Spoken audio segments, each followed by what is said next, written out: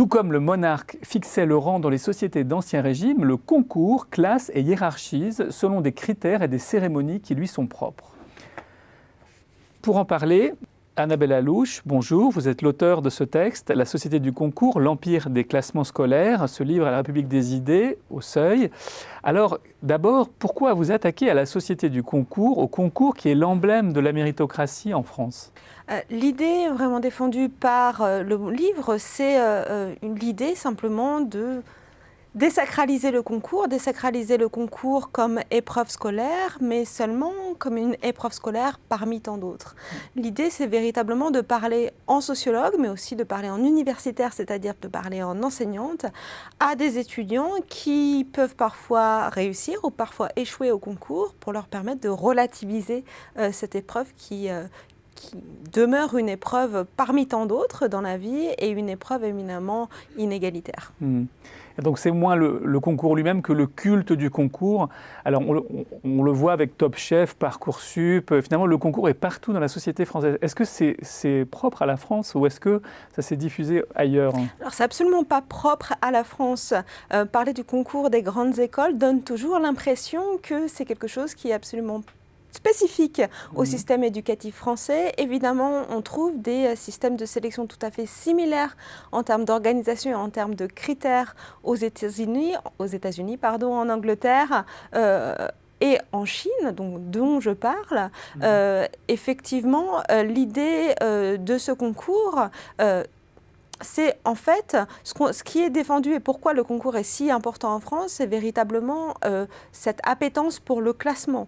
Appétence pour le classement scolaire, qui est liée à mon avis et qui est une des conséquences de la massification scolaire. Plus on va à l'école et plus on est soumis à des classements sans arrêt, des classements sur la base de notes, de commentaires, plus en fait on s'habitue et on adhère à l'idée que le classement en général est une épreuve tout à fait légitime.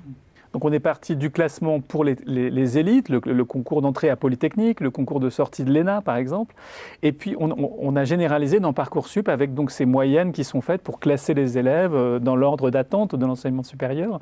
Alors est-ce que vous pensez que de ce point de vue-là, on est dans une dérive qui est préjudiciable à la société, mais surtout qu'est-ce qu'il y aurait comme alternative ? Alors effectivement, pour moi, la dérive, c'est que le classement est présenté comme un mode de gouvernement qui s'imposerait à tous comme la solution, une sorte de panacée à tous les problèmes du système éducatif. Alors que les problèmes du système éducatif peuvent trouver d'autres solutions, par exemple dans l'augmentation de moyens matériels et humains, c'est-à-dire dans l'emploi de plus nombreux enseignants, notamment d'universitaires, relativement à la hausse démographique du nombre d'étudiants, des effectifs étudiants que l'on connaît en ce moment en France. Donc effectivement, une des premières solutions que je propose dans le livre, c'est se concentrer sur la question des moyens plutôt que sur celle des classements comme une solution aux problèmes du système éducatif et en particulier de l'université. La deuxième chose, c'est prendre en compte le fait que le classement scolaire est toujours tributaire d'une subjectivité.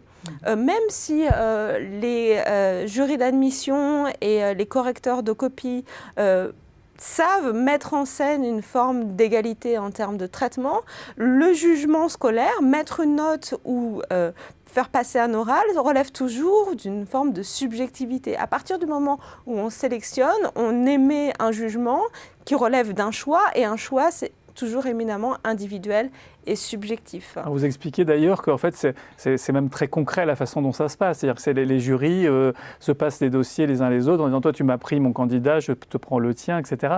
Et sans doute, les candidats sont très loin de se rendre compte de ce qui se trame derrière ce choix, en fait. Absolument. Et donc, pour continuer sur la question de la subjectivité, l'idée, c'est véritablement de reconnaître l'existence de cette subjectivité en élargissant le panel, le pool de membres du jury qui participent à ces concours-là. Pourquoi, par exemple, dans des concours de l'éducation nationale, ne solliciteront pas, pourquoi ne pas solliciter, des associations de parents d'élèves ?